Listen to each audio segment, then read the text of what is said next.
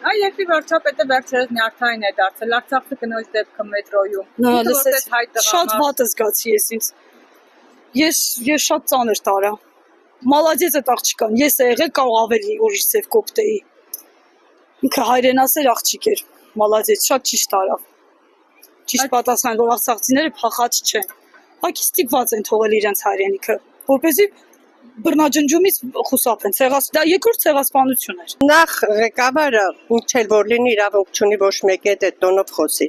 Ղեկավարը պետք է իրան անես դրսևորյա, ես հիշում եմ Դեմիրճանին, երբ որ դուրս էր գալի ժողովուրդը լրիվ այնց հարգանքով, մեծարանքով էին վերաբերվում։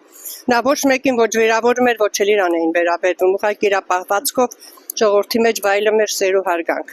Մարդը ուզում է լինի վարչապետ, ուզում է լինի հարևան, եթե իրան ցինիկ է պահում, նա ոչ մեկը չի հարգում, անգամ տան անդամները։ Ինքը ուրիշ ձև իրան չի կարա պահի, որտեղ ինքը դաստիարակություն եւ հասկացողություն ոնց կարելի է շփվել մարդկանց հետ նամանալ նշանակություն չունի, դա արցախցի հերոսի աղջիկ է, թոր եւ այլն, դա չի կարեւորը, կարեւորը նա երբ որ իր նյարդային համակարգը իրան չի ներում իրան նորմալ պահել, նա դուրս է պրծնում իր ռամկեքից, աննորմալ երևում։ Երբեմն ասում վարչապետ, որպես հայ տղամարդիկ իրավունք ուներ։ Ոչ մեկը իրավունք չունի նման խոսա մանավանդ, որ ինքը վարչապետ է, ինքը պետք է օրինակ ծառայի։ Ոչ վարչապետ իրավունք ուներ, ոչ երկրի ղեկավար իրավունք ուներ,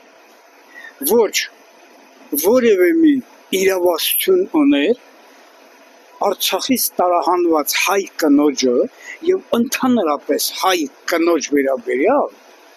նա իրավունք չունի։ Կինը օժտված է մի